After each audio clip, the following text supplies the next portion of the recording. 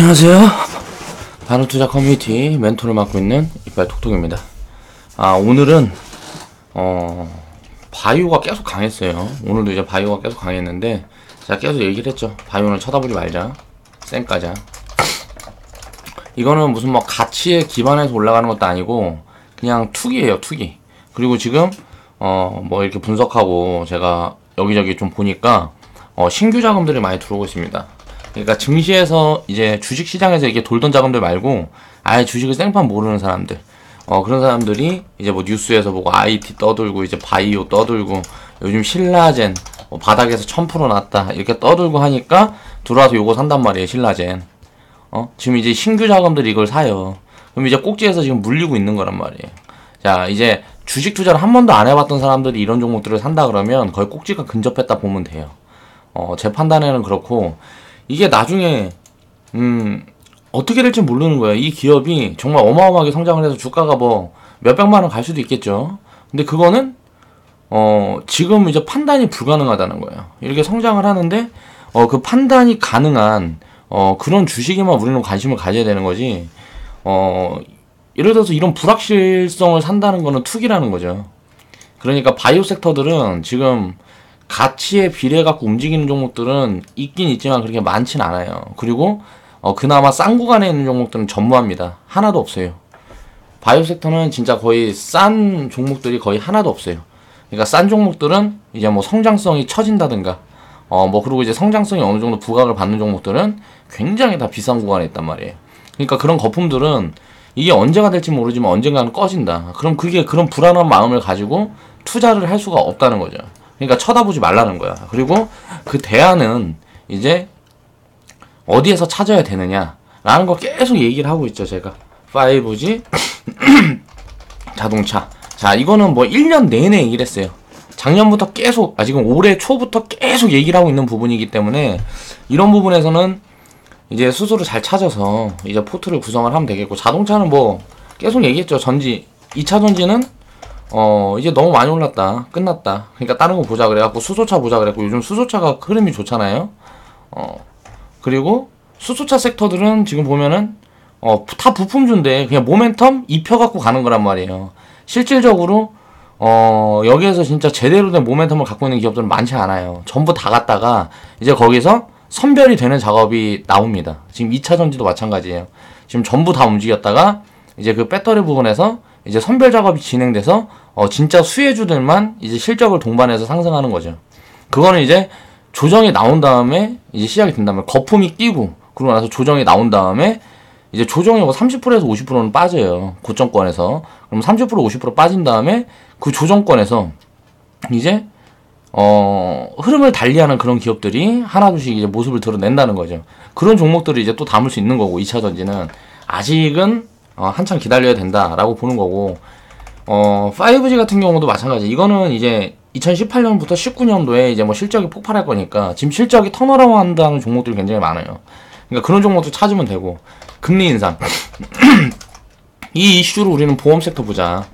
자, 증권 섹터는 이제 주식 시장에 가야 이제 뭐 이제 뭐 마진이 좋아지고 해갖고 수익이 크게 나는 거고, 이제 아직 한 1, 2년 정도 더 있다고 봤을 때 증권 섹터는 괜찮다고 보는 거고, 안정적으로 수익을 낼 수 있는 섹터는 보험 섹터가 있어요. 보험 섹터 바닥에 있는 종목들 잘 찾아서 이제 투자를 하면 이런 종목들도 수백 프로 수익을 줄 수 있는 종목들이 많이 있다. 그리고 지금은 이제 우리가 그러니까 지금 보면 바이오가 이렇게 움직이고 하다 보니까 다른 종목들이 소외되어 있는 섹터들이 굉장히 많습니다. 그런 섹터에 집중을 해야 돼요. 이제 2차 전지 갈 때, 전기차만 갈 때 얘네들은 무슨 힘 하나 못 쓰고 있었잖아요. 그러다가 이제 슬슬 슈팅이 나오기 시작하는 거죠. 그러면 이제 우리는 수익률 측면에서 바라봐도 저평가 종목들이 나중에 돌아설 때는 이제 고점권에 있는 종목들을 사서 거기서 수익을 더 내는 거랑 비교도 못할 수익을 가져다 준단 말이에요. 왜? 굉장히 싼 구간부터 비싼 구간까지 올라오니까 그 절대 수익률 폭이 굉장히 크다는 거죠. 그런 종목들이 지금 굉장히 많아요. 내수 섹터도 내년까지 계속 괜찮을 것 같다는 흐름이 지금 잡히고 있죠. 그러니까 그런 종목들 중에서도 잘 추리면 지금 좋은 종목들이 굉장히 많다. 그러니까 소외되고 있다고 생각을 하지 말고 그런 종목들을 지금 이제 하나씩 모아가야 될 시점이다. 그래서 오늘은 자, 금리 인상 수혜 섹터.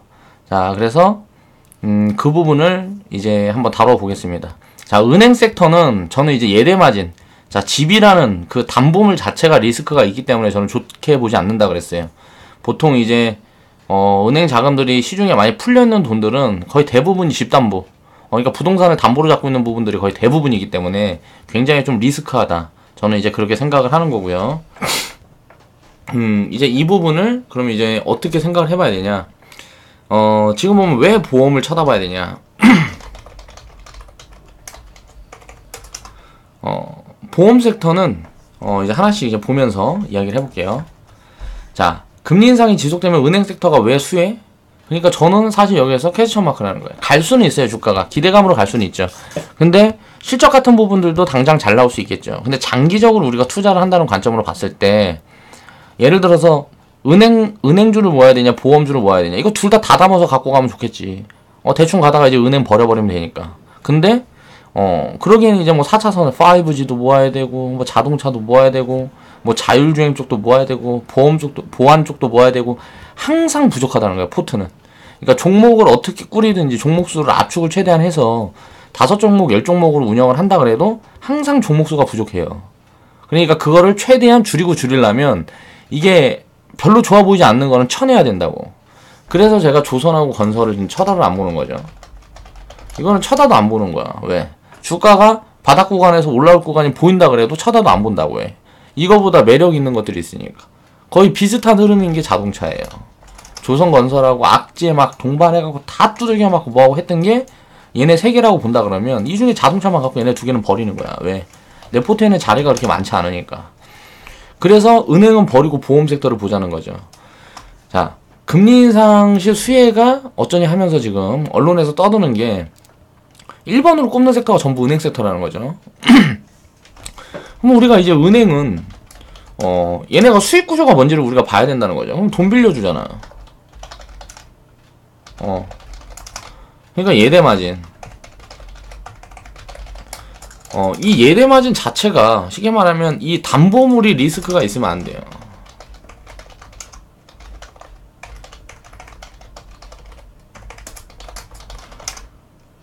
매력이 떨어진다. 아닐 수도 있어요. 이게 지금 뭐 바이오처럼 예를 들어서 이런 부분이 부각되고 하면 보험 섹터보다 은행 섹터가 더 빨리 먼저 날아갈 수도 있습니다. 그러니까 먼저 움직일 수도 있다는 거죠. 근데 그런다 그래도 쳐다보면 안 된다라고 생각을 하는 거예요. 장기적인 관점으로 봤을 때 훨씬 리스크가 덜해요. 보험 섹터가. 왜냐하면 그 담보물 같은 부분들이 굉장히 저는 리스크로 보고 있다는 거죠. 은행 섹터는. 예를 들어서 금리 인상 시에 이제 예대 마진이 증가하니까 당연히 수익성이 좋아지겠죠. 당장은. 근데 내 개인적으로는 이제 생각이 다르다.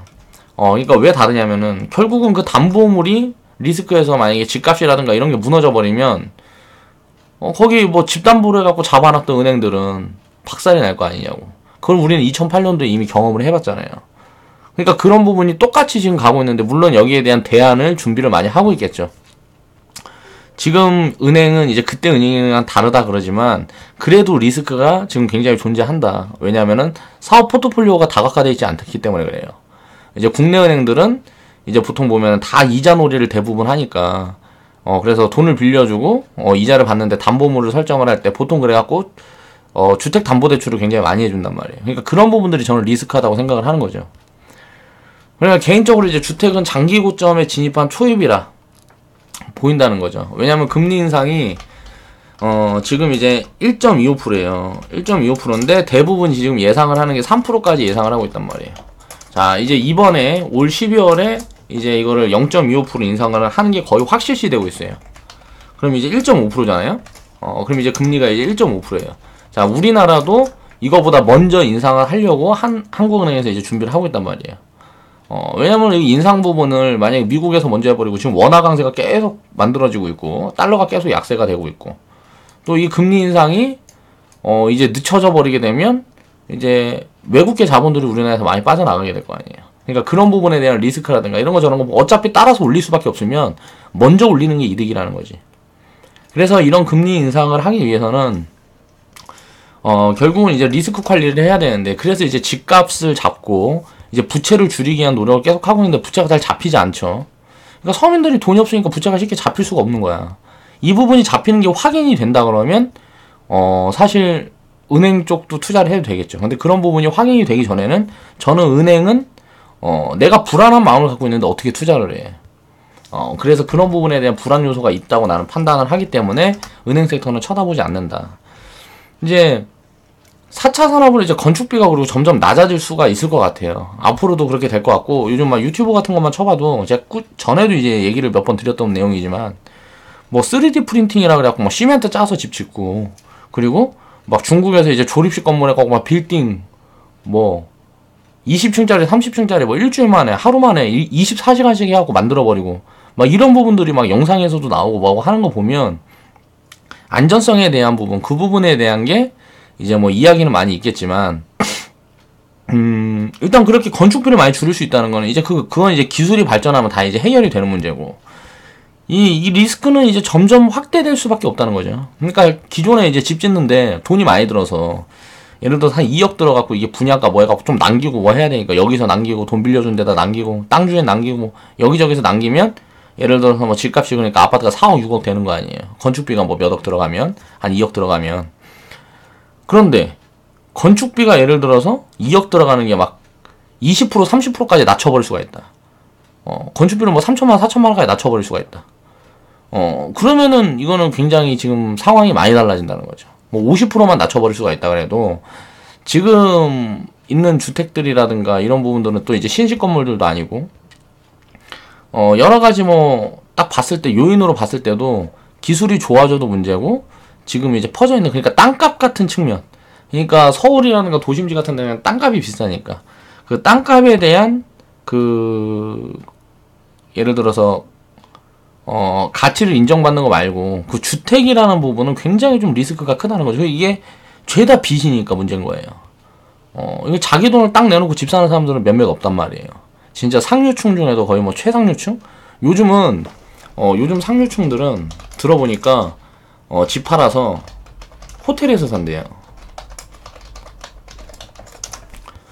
그러니까 이제 조금 뭐 경제인식이 박혀있고 이게 좀 빠른 사람들은 이게 조금 애매하겠다. 금리가 계속 올라가고 뭐하고 하면 어차피 대출 끼고 있는 거 그거 다 털어버리고 어차피 집값 그동안 많이 올라가 있으니까 이거 정리해버리면 내가 차익이 남잖아요. 그리고 이제 큰 집에서 살다가 이제 월세 살고 할 수 없으니까 그러니까 호텔 같은 데 가서 산다 그러더라고. 얼마 전에 그 TV 보니까 그 도끼도 집 내놓고 이제 호텔로 이사 간다 그러고, 물론 걔는 이제 뭐 그 사람 같은 경우에는 뭐 다른 뭐 이런저런 이제 요인이 많이 작용을 했겠지만 뭐 이런 경우도 많이 있다 그러고, 요즘 다 월세로 거의 옮겨가는 추세란 말이에요. 중산층이. 중산층, 상류층. 이쪽이 다 월세로 옮겨가는 추세다. 월세,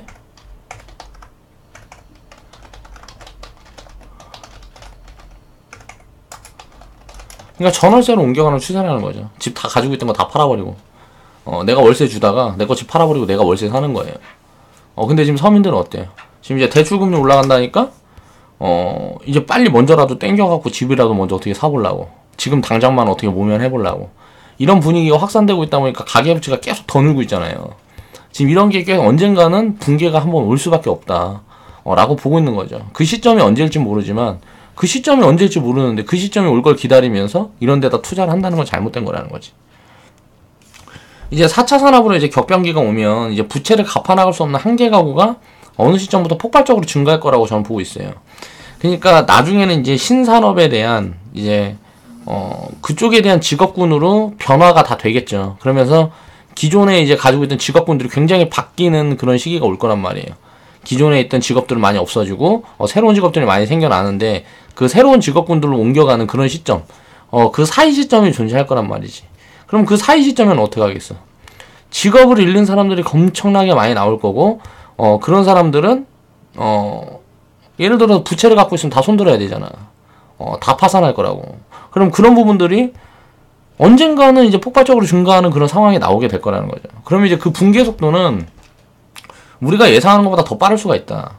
그렇게 진행이 된다 그러면 굉장히 크게 리스크로 이제 전 세계 경제적인 리스크로 이제 작용을 하겠죠.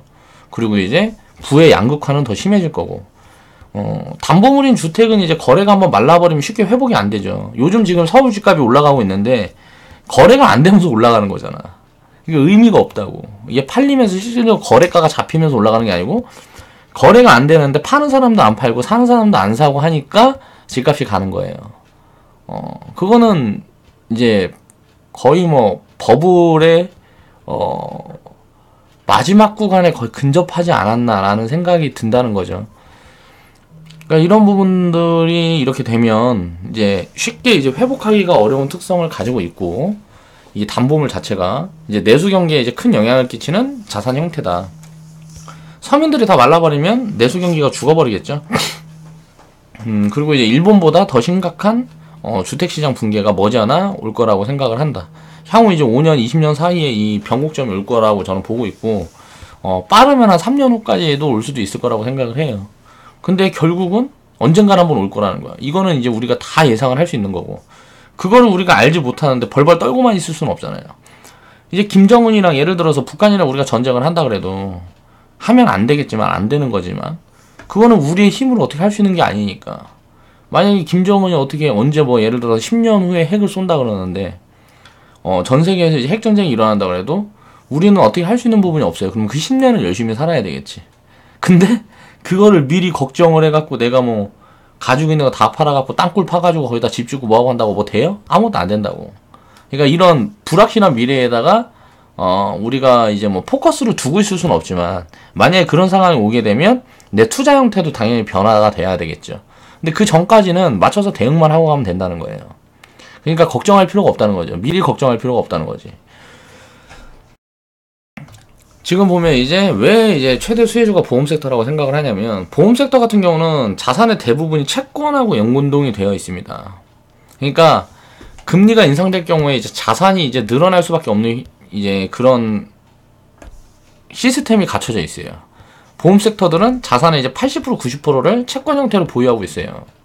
이 채권이라는 것이 보면은 대부분 기업에서 발행을 하는 것이죠. 이제 뭐 국채도 있을 거고, 국가나 기업, 개인들, 국가, 기업, 개인 봤을 때, 국가, 기업, 개인, 이걸 봤을 때, 이제 개인에다 돈 빌려주는 게 은행이면, 이제 국가, 기업에 돈 빌려주는 게 보험이란 말이에요. 지금 기업들 같은 경우는 유보율이 굉장히 진짜 어마어마해요. 그러니까 뭐 채권 발행하고 뭐하고 한다 그래도 이런 부분이 다 해지가 된다고. 그래서 채권이 말아먹는 경우는 뭐 글로벌 무슨 뭐 그러니까 위기라든가 뭐 기업이 말아먹는 그런 경우 아니면은 잘 없어요. 또 보험회사가 무슨 바보도 아니고 분산을 해서 잘 해놨겠죠. 그러니까 그런 부분들 보면 훨씬 안전하다는 거죠. 집을 담보로 갖고 있는 것보다 채권을 담보로 갖고 있는 보험 섹터가 훨씬 안전하다는 거예요. 안정권에서. IMF 때 이제 줄도산을 하고 기업에 돈을 빌려줘서 박살을 났었죠, 은행은. 이제 은행이 개인들한테 돈을 빌려준 게 아니고 처음에는 이제 기업에 돈을 많이 빌려줬죠. 그렇게 해서 이제 이자 따먹게 하다가 IMF 때 기업들이 줄도산을 하니까 거기다 이제 큰 돈을 빌려줬던 은행들이 같이 이제 줄도산을 했죠. 자, 그렇게 해서 이제 담보물을 찾아 헤매다가 이제 활로를 찾은 게 대다수의 이제 개인들한테 돈을, 기업들한테 이제 뭉칫돈을 이렇게 빌려주는 게 아니고 그걸 쪼개서 개인들한테 분할을 한 거예요. 그렇게 해서 돈을 빌려주기 시작해서 가계부채가 이제 폭증을 한 거죠. 경기를 살린다는 측면으로 해가지고 나라에서 조장한 것도 있는 거고, 이제 부동산, 이제 주택을 담보로 결국 돈을 빌려주기 시작을 하니까 이제 주택시장의 버블이 붕괴되면서 2008년도에 이제 리먼 사태로 인한 금융위기가 왔었어요.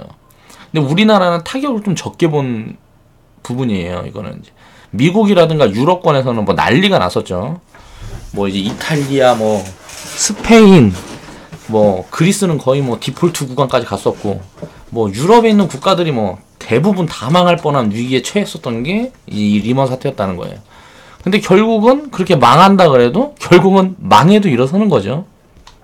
그래서 지금 수익률이 가장 좋은 게 그리스 수익률이고, 채권 수익률이든 무슨 뭐야 그거 주식 수익률이든 브라질도 마찬가지인 거고, 이제 망해 있으니까 화폐 가치가 똥값이니까 그 나라의 인건비도 예를 들어 지금 15만 원 받는 거 이제 그때는 이제 2만 원, 5만 원 받고 일하는 거예요. 그렇게 일하는데 물가는 올라가고, 그러니까 살기는 더 힘든데 이제 그 나라에 투자하는 사람들은 돈을 이제 왕창 이제 주워가는 거죠.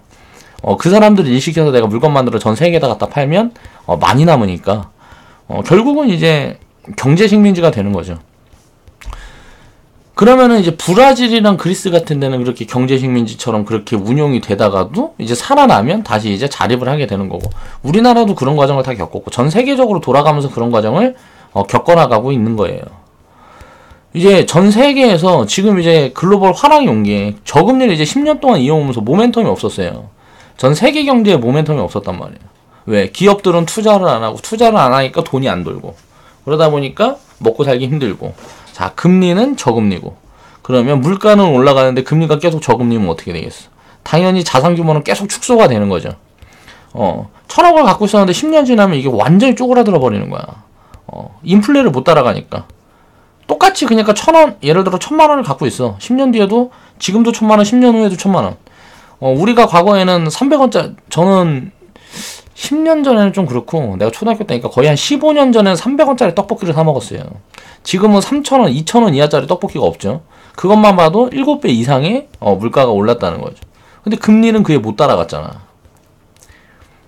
그래서 금리에 대한 투자는, 그러니까 은행에 대한 투자는 하면 점점점 사람들이 가난해지는 거예요. 또 먹고 살기 힘든 사람들, 서민들이 이제 은행에다 돈을 이제 예금을 하고 뭐하고 하면 계속 가난해지는 거죠. 부자들이야 뭐 좀 은행 같은 데다 예금을 하고 해야 되는데, 왜? 그래야 이제 그 돈이 이제 돌고 돌아가고 딴 데로 돌아가고 할 거 아니에요. 근데 부자들이 돈 버는 투자는 다 하고, 가난해질 수밖에 없는 투자는, 가난해질 수밖에 없는 그런 거는 이제 뭐 투자 활동은 개인들이 다 하는 거죠. 그러니까 일반 서민들이 다 한다고. 보험이라든가, 무슨 뭐, 보험도 그렇고, 은행도 그렇고. 예를 들어 보험 같은 경우서도 무슨 뭐 저축형 보험이라 그래갖고 그거 들어놓으면, 그 봐봐요. 그 계산해보면, 예를 들어서 복리라는 거 그냥 가져다가 입혀서, 이렇게 저렇게 만들어 놓은 거 실질적으로 따지고 보면, 개뿔 아무것도 아니다. 뭐 다단계 시스템을 가진 게 이제 보험회사니까.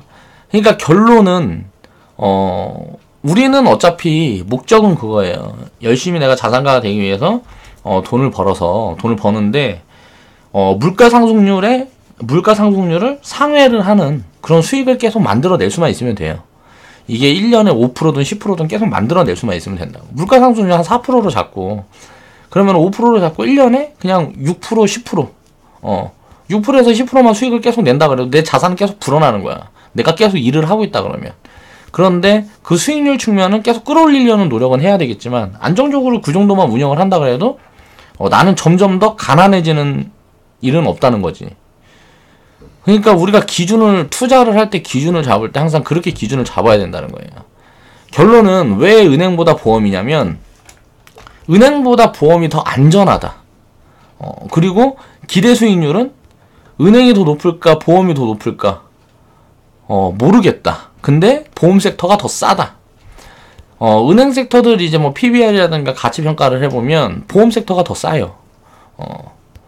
그리고 부채 같은 부분도 다르죠. 이제 은행에서 진 부채 같은 경우는 예를 들어서 그러니까 좀 달라요. 개념이 다르다 보니까 그거에 대한 자세한 설명 못 하겠는데, 그래서 이런저런 면으로 봐도 보험 섹터가 훨씬 안전하니까 그래서 보험 섹터에 집중을 해야 된다는 거고. 지금 보면 이제 4차 산업이라는 모멘텀이 이제 전 세계 경기가 이제 화랑으로 돌아섰어요. 진짜 경기가 엄청 좋죠. 근데 금리는 계속 이제 낮은 국면에 있다 보니까 이 부분에 대한 레버리지 같은 부분에 대해서 버블이 계속 끼는 부분들이 있어요. 그래서 금리를 계속 인상을 시키면서 자산을 축소하는 과정을 만들어 가고 있는 거예요. 이제 금리가 이제 뭐 한 3%까지 올라가면 대부분 이제 한 3%까지를 예견을 하고 있어요. 3% 정도까지는 일단 올라갈 거다. 그러면 이제 1년에 2번을 올리든 4번을 올리든 1년에 4번을 올리면 1년에 1%씩 올라가는 거니까 한 2년 남았잖아요. 그리고 한 금리가 지금 1.25%인데 지금까지도 버티는데, 이 4차 산업이 우리한테 입혀지려고 그러면 5년 10년 걸린다 봤을 때 이 금리가 3% 위로 올라가면 이때부터는 이제 리스크 관리를 해야 되겠죠. 왜?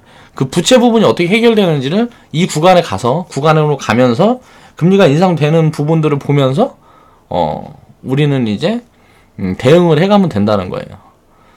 그리고 이제 이렇게까지 올라갈 걸로 다 예상을 하고 있다 그러면 금리가 이렇게 올라가서 예를 들어서 자산의 90%를 예를 들어서 채권식으로 갖고 있다 그러면 보험 섹터는 여기에 대한 수혜가 작지 않을 거라는 거죠. 자산이 증가되는, 그러니까 자산이 불어나는 그 수혜가 작지 않을 거라는 거지.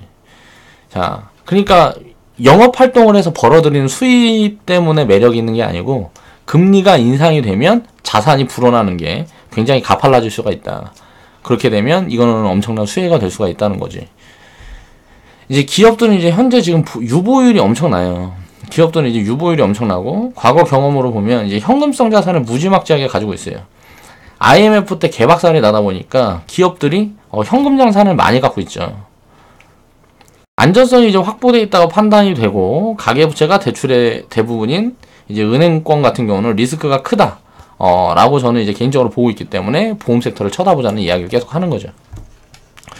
그러면 우리가 이제 보험 섹터는 자 성장주들이라는 개념이 달라요. 올라가는 속도나 내려가는 속도가 그렇게 가파르지가 않단 말이에요. 그러면 정말 안정적으로 하려고 그러면 대형 보험사를 운영을 해야 될 거고 나는 그래도 조금 수익률 측면에서 보겠다. 그럼 배당 무시하고 손보사 쪽이나 굉장히 시총이 작은 그 중에서 이제 잘 찾아서 운영을 하면 되겠죠. 근데 장단점이라는 게 있는 거죠. 예를 들어서 시총이 작다. 그럼 변동성이 커요. 예를 들어서 대형주들이 무슨 뭐 3% 5% 움직이면 대형주들이 3% 5% 움직이면 이제 중소형주들은 이제 뭐 7% 20% 움직이는 거죠. 그러니까 이런 변동성을 이건 마이너스도 마찬가지라는 거예요. 그러니까 뭐 하루에 뭐 20%씩 이렇게 빠지는 경우는 거의 없겠지만 중소형주가 5% 빠지면 대형주는 1% 2%밖에 안 빠진다는 거예요. 그러니까 이런 부분에서 이 변동성을 내가 견딜 수 있다 없다를 판단을 해서 내 기준을 잡아두고 투자를 해야 돼요. 당연히 변동성이 작으면 수익도 작은 거고 변동성을 크게 내가 투자를 하게 되면 당연히 수익도 더 클 수 있는 거죠. 그러니까 그 내 능력이 어느 정도인지 보고 큰 수익을 내가 만들어낼 수 있는 그런 능력이 있다. 그러면은 당연히 중소형주 쪽이 대형주보다는 수익률 측면에서 더 크게 다가오는 겁니다. 자, 생명보험 섹터가 이제 대부분 이제 배당을 많이 하죠. 이제 그렇다 보니까 6월부터는 생명보험 섹터를 모아가고 1월부터는 이제 손해보험 섹터를 모아가는 게 좋지 않을까. 저는 이제 그렇게는 보고 있어요. 근데 이제 저희 커뮤니티에서는 이제 계좌를 두 개로 이제 나눠서 운영을 하다 보니까 절대적 평가 구간에 있는 손해보험 섹터는 이제 수익률 측면에서 봐서 좀 바닥에 있는 종목들을 추려서 적립계좌에 모아가고 있고 배당 성향이 높은 생명보험 저평가 종목들은 이제 트레이딩 계좌로 운영을 하면서 누적 수익률을 모아가는 그런 관점으로 지금 대응을 하고 있어요. 안전성은 이제 확보가 되어 있고 보험 섹터는 급락이 굉장히 어려워요. 나올 수가 거의 없어요. 지금 굉장히 저평가권에 있고 뭐하고 하다 보니까 급락이 굉장히 어렵고 지금 빠질 자리가 그렇게 많이 없죠. 그러니까 변동폭만 어느 정도 내가 견딜 수 있다 그러면 장기적으로 손해보기가 힘든 섹터가 보험 섹터로 보인다. 장기적으로 저축을 해간다 그래도 마찬가지고 트레이딩을 해도 마찬가지고요. 자, 계좌 안전성을 위해서도 미래의 큰 수익을 위해서는 저는 계좌의 한 5% 10% 비중은 꼭 담겨져 있어야 되는 섹터 중에 하나라고 저는 생각을 합니다. 트레이딩을 내가 위주로 하던 저축을 위주로 하던 이제 방법론이야 이제 스스로 자신한테 맞게 찾아보면 되겠고 이제 지금 시장에서 다들 바이오 IT만 쳐다보고 있을 때 이제 포트에 꼭 가지고 있어야 된다는 거죠. 언제 얘네들이 부각을 받을지 몰라요. 얘네들이 언제 주도주로 나설 수 있을지 모른단 말이지. 그렇게 해서 가치주 장세가 오게 되면 아마도 가장 먼저 부각받을 섹터 중에 하나일 거다. 보험 섹터가. 저는 그렇게 보고 있어요. 그러니까 포트에 지금 이제 사람들이 외면하고 있을 때 지금 막 움직이는 거 바이오 지금 해갖고 예를 들어서 바이오 신라젠이 지금 15만원이야. 시총이 9조죠. 지금 한 10배 올랐으니까 이게 뭐 시총이 5천억인가 뭐 1조도 안 되는 이게 뭐 직원들은 4천원에 이거를 이제 뭐 받았다 그러죠. 주식을 4천원에 받았는데 지금 이제 뭐 10몇만원 15만원 가까이 되고 있으니까 그러면은 이게 시총이 지금 9조가 된다 그러면 이거는 코스닥 전체 시총이 250조예요. 거의 한 250조 된단 말이에요. 그러면 신라젠 이 종목 하나가 거의 25분의 1이니까 몇 프로야 이게? 프로테이지로 보면 그럴 만한 가치가 있는 기업인가를 봤을 때 이거는 저는 모르겠어요. 판단하기가 어렵다는 거지. 이게 나중에 어떻게 될지 모르게 지금 주가가 얼마까지 갈지도 모르는 거지만 그건 아무도 모르는 거예요. 얼마까지 갈지 지금부터 무너질지 이거는 누구도 모르는 거라는 거야. 언제 무너질지는 모르는 거라는 거지. 그럼 바이오 섹터들이 대부분 다 이런 흐름을 만들어내고 있다 그러면 이게 가치적으로 분석이 안 돼. 그럼 절대 큰 수익도 만들어갈 수가 없다는 거야. 내가 진입을 해서 이게 언제 빠질지 모르는데 이거를 무슨 100%, 200%, 300% 이렇게 갖고 갈 수 있겠냐고. 못 갖고 간다고. 그렇기 때문에 예를 들어서 지금보다 많이 오른다 그래도 그렇게 많이 갖고 갈 수가 없는 종목이기 때문에 투자 메리트가 없다라는 게 제 생각이에요.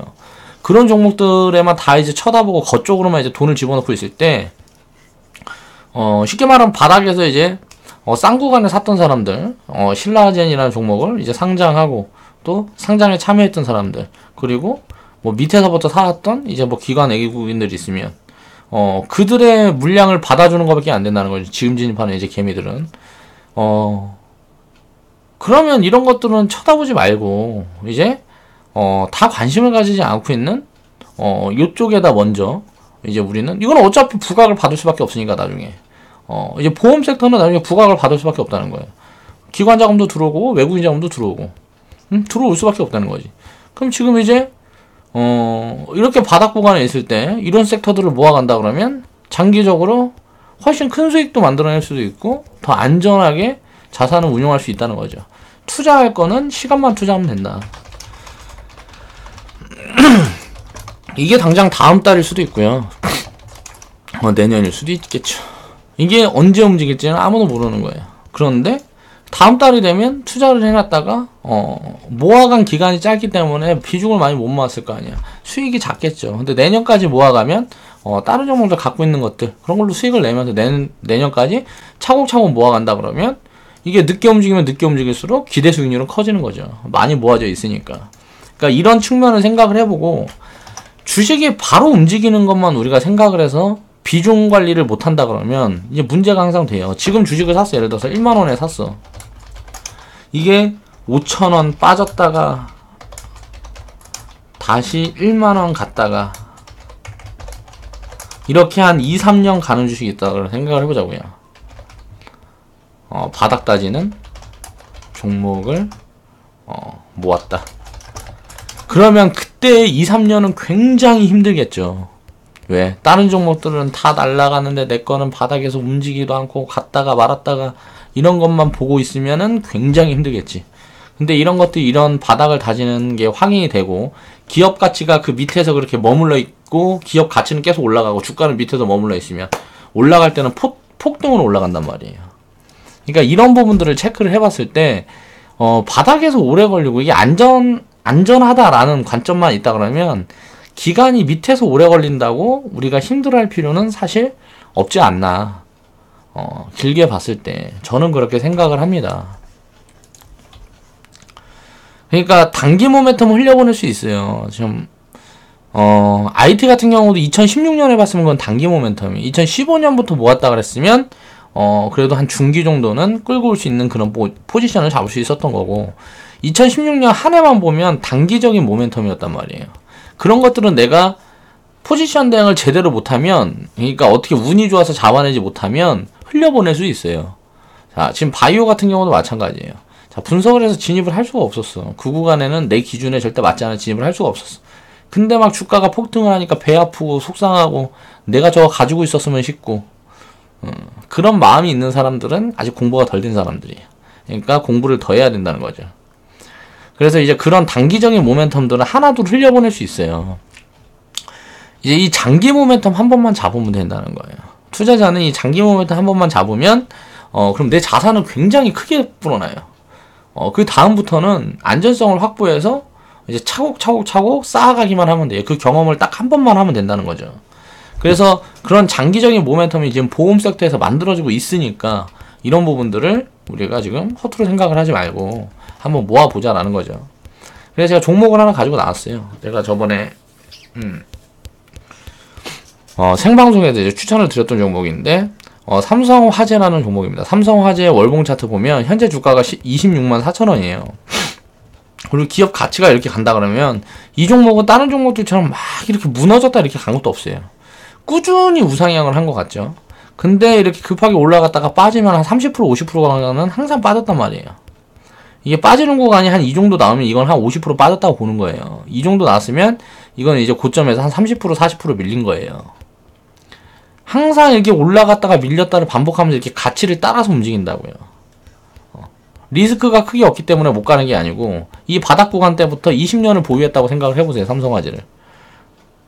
이게 여기 보니까 15,000원 찍혀있네. 15,000원에서 264만 4천원 계속 저축을 해서 모아갔다고 생각을 해보자고. 이렇게 눌림목 있을 때마다 이렇게 저축을 해서 모아갔다고 생각을 해보면 어떻게 될까요?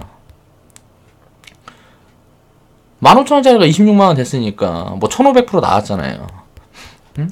근데 이 구간이 이제 IMF 때라고 보면 딱 생각을 해보면 2008년도나 뭐 그렇게 됐다 그러면 2008년도는 아니네. 거의 IMF 때네. 다른 종목들은 만배 간 종목도 있는데 내 건 1500% 갔으면 박살난 거 아니냐. 그렇지 않다는 거죠. 이제 운용하기 나름이라는 거. 이렇게 진짜 운용하기 좋은 종목들도 지금 보면 좋은 자리에 와 있다. 자, 삼성화재 우선주예요. 제가 추천드렸던 종목은 우선주였고, 이때가 이제 이렇게 이런 자리 있을 때 괴리율이 굉장히 크게 나왔을 때죠. 이럴 때는 이 자리 보면 이 자리가 이 자리란 말이에요. 그러면은 이때 주가 괴리율이 이 자리였었는데 이게 한 20만원대나 됐겠네. 33만원까지 갔었구나. 그러면은 그때 이런 자리에 있으면 이거 괴리율이 50% 넘게 벌어져 있었을 거란 말이에요. 그러니까 이 종목 요만큼밖에 못 가는데 보통주는 요만큼밖에 못 가는데 우선주는 이렇게 폭등을 해버렸잖아요. 그렇죠. 자, 우선주는 이 괴리율만 생각하면 됩니다. 제가 왜 우선주를 추천을 드렸냐면 이제 배당 시즌이 다가오고 있죠. 이 종목이 배당 성향이 한 2.28% 정도 돼요. 괴리율이 30%면 우선주는 지금 주가가 18만원이에요. 근데 지금 삼성화재 같은 경우는 26만원이란 말이에요. 그리고 배당 성향이 이렇게 된다 그러면 괴리율 31%라 그러면 우선주도 배당을 더 받으면 더 받아요. 우선주는 원래 배당을 좀 더 준단 말이에요. 그런 것까지 생각해보면 보통 배당은 한 3% 성향 본다고 3% 성향 정도 준다고 이제 볼 수가 있는 거죠. 그렇기 때문에 이제 투자 매력이 굉장히 있고 또 이제 장기적으로 봐도 이런저런 모멘텀이 있기 때문에 장기적으로 이렇게 계속 우상향할 수 있는 그런 관점이다 라고 보는 거고, 이제 상승을 할 때도 보면 여기서 보면 3년 가니까 5년 쉬었어요. 여기서도 1년 반 올라가니까 2년 반 쉬었단 말이에요. 여기서 이제 2년 올라갔어요. 그래서 3년 쉬었죠. 2년 올라가 3년 쉬었어. 이제 갈 때 됐다고. 그럼 이런저런 모멘텀을 만났잖아요. 그러니까 갈 때가 된 거예요. 그러니까 이런 종목들로 차곡차곡 모아가면 이런 종목들은 거의 제가 생각했을 때는 50% 운영해도 됩니다. 계좌 비중에 한 50% 운영해도 돼요. 내가 진짜 주식 투자가 초보고 하면 차곡차곡 이런 종목들을 모아가면 배당 받고 그리고 수익이 많이 나 있으면 조금 챙겨놓고 좀 내려오면 또 사고 뭐 이런 식으로 안정적으로 운영할 수 있는 종목이기 때문에 뭐 한국전력도 마찬가지고 이런 종목들은 굉장히 장기적으로 운영을 하면 좋다. 지금 자리는 거의 뭐 PBR이 거의 뭐 1배 미만에서 거의 적정가치 받고 있어요. 근데 수익률이 앞으로 늘어나는 측면에서 이제 모멘텀이 나온다는 거기 때문에 기업 가치가 성장을 하면 딱 이 종목은 크게 뭐 이렇게 무너지는 일도 잘 없고 거의 가치에 따라서 이렇게 보통 그렇게 움직인다. 이 뭐 삼성화재 이제 뭐 원래 주식도 그렇고 이제 우선주도 그렇고, 그리고 우선주가 괴리율이 우리나라처럼 이렇게 큰 나라가 없어요. 지금 이제 배당 성향이라든가 이런 부분들도 계속 앞으로 늘어날 거고, 친화 정책에서도 얘기 지금 계속 하고 있고, 이제 바뀔 것 같은 부분이 이제 뭐 배당이라든가 이제 뭐 주주 친화 정책 이런 거를 이제 기업에서 이제 삼성전자가 거의 뭐 앞장서 갖고 먼저 시작을 하고 있죠. 이런 부분들이 이제 시장 전체적으로 거의 확대될 거라고 보고 있고, 지금 보면 이런 부분이 되게 잘 돼 있고 배당도 많이 주고 있는 그 독일 같은 나라 보면 전에도 이야기했지만 우선주는 의결권이 없어요. 의결권 없고 배당 더 받고, 예를 들어서 기업이 매각했을 때 만약에 매각이 된다 그러면 가장 먼저 지분 가치를 받는 게 우선주예요. 그러니까 우리가 뭐 집 사고 뭐하고 하면 저당 걸어 놓는 것처럼 거의 그런 개념이라고 보시면 됩니다. 우선주는. 근데 이제 기업을 운영하고 뭐하고 하는데 내가 주주면 의결권을 행사를 할 수가 있잖아요. 근데 우선주는 의결권이 없다. 나는 개미인데 무슨 의결권을 생각을 하냐고. 그래서 우선주가 있는 종목들은 저는 사실 생각을 해봤을 때 원래 기존 주식보다 항상 우선주가 더 좋은 것 같아요. 우리나라 이렇게 괴리율이 이렇게 있는데 이게 언제 메워질지 모르지만 언젠가 이게 메워진다 그러면 이런 부분들도 수익률 측면으로 굉장히 많이 나올 수 있는 거고, 이렇게 괴리가 벌어지면 벌어질수록 메울 수 있다는 거죠. 이렇게 괴리가 많이 벌어져 있는 걸 찾는 게 좋아요. 많이 벌어져 있으면 벌어져 있을수록 좋아. 그러면은 상승 탄력이 훨씬 크다는 거죠. 크게 나올 수 있다는 거지. 그래서 이렇게 괴리가 벌어지면 막 상한가 가고 이제 쭉쭉쭉쭉 올라가고 하는 거예요. 그래서 우선주 장세도 항상 옵니다.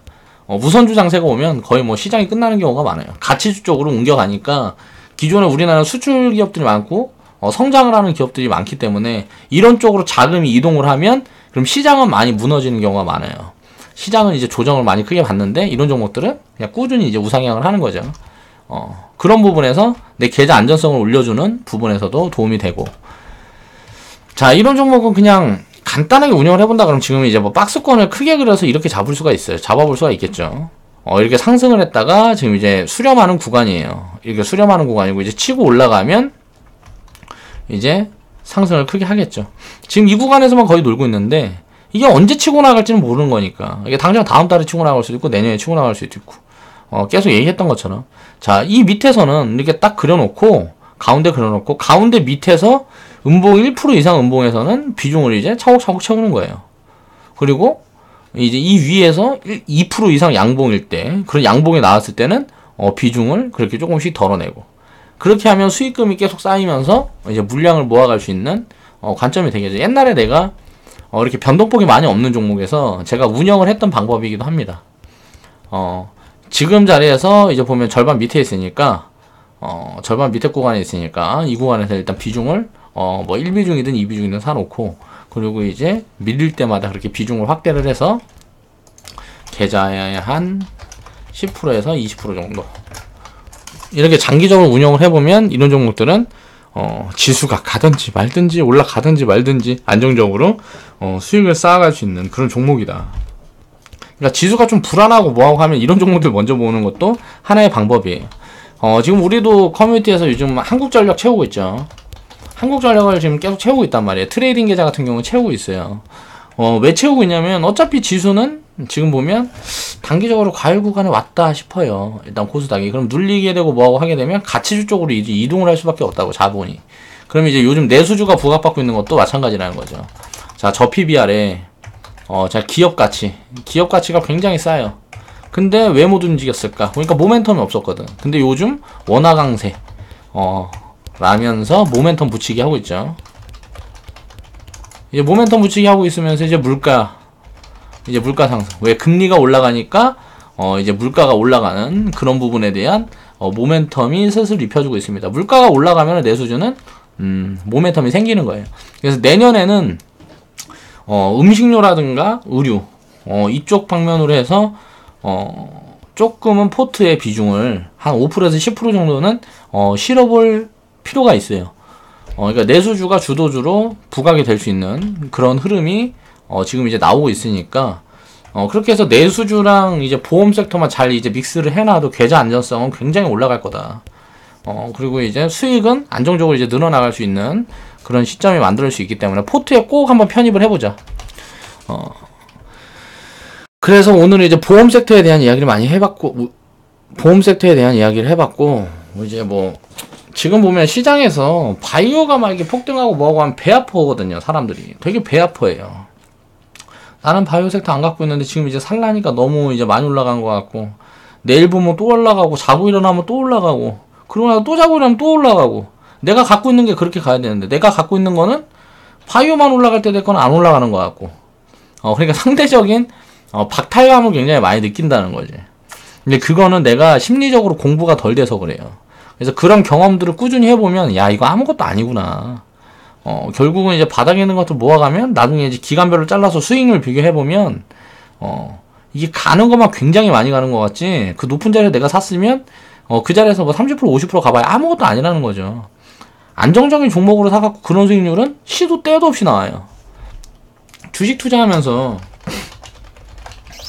진짜 30%, 50% 이런 거는 시도 때도 없이 나와요. 뭐 100% 수익 구간 이런 것도 마찬가지고요. 근데 그걸 잡아내기가 힘들어요. 30%, 50%는 이 시도 때도 없이 나오는데 이 구간에서 버텨서 눌림목을 견디고 나서 다시 올라가서 수익을 만들 수 있는 모멘텀을 잡아내야 100% 수익이 가능하단 말이에요. 그러면 이 정도에서 수익을 챙겨가고 이제 어떤 종목들을 이제 100% 수익 구간까지 보유하고 이런 거를 이제 판단을 잘 할 수 있어야 되는데 그건 경험이 없으면 쉽지가 않아요. 그래서 맨날 단타만 하는 거야. 개인 투자자들이나 뭐 그런 사람들이 보면 그런 부분에 대한 공부가 돼 있어야 됩니다.